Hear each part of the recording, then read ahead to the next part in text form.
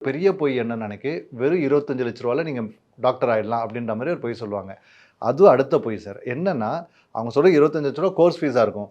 அங்க போய் அக்காமடேஷன் இருக்கு, டிராவலிங் இருக்கு, ம். விசா சார்ஜஸ் இருக்கு. அது இதுன்னு பார்க்கும்போது கிட்டத்தட்ட 60,000 65,00,000 ஆயிடும். இப்ப நீங்க ஒரு வாட்டி இத ஆசைப்பட்டு உள்ள போய் ஒரு பணத்த கட்டிட்டீங்கன்னா, மேலும் மேலும் மேலும் மேலும் நீங்க பணத்த கட்ட வேண்டியது இருக்கும். வேற வழி இல்லல்ல வேற வழி உங்களுக்கு. இல்ல. உங்களால வெளியிலயும் வர முடியாது. இப்ப போட்ட பணமும் போயிடும்.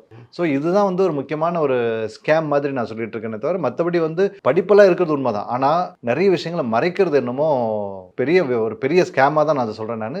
நெறைய விஷயங்கள் மறைக்கிறாங்க. பசங்களுக்கு வந்து தெரிய மாட்டேன்து. பேரண்ட்ஸ் வந்து அப்படியே மெஸ்மரைஸ் பண்ணி விட்டுர்றாங்க. இப்படி படிக்கலாம், அப்படி படிக்கலாம். நம்மளுக்கு தெரியும்ல வெளிநாட்டு போய் படிக்கிறது எவ்வளோ பெரிய விஷயம்ன்ற மாரி பார்க்குறோம் இல்லையா?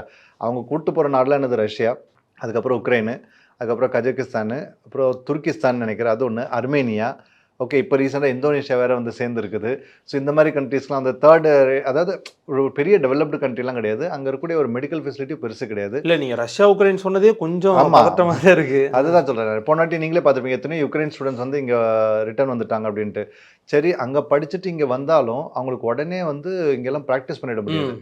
அதுதான் இங்க இருக்கக்கூடிய பெரிய சேலஞ்சு.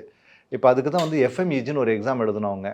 அந்த எஃப்எம்இஜி எக்ஸாம் எழுதுறதுக்கு அதனுடைய பாஸ் பெர்சன்ட் எவ்வளோன்னு கேட்டீங்கன்னா, நீங்களே அசந்துருவீங்க. 10லருந்து 15% தான். அவ்வளோதான். அவ்வளோதான் பாசிங் பெர்சன்டேஜ்.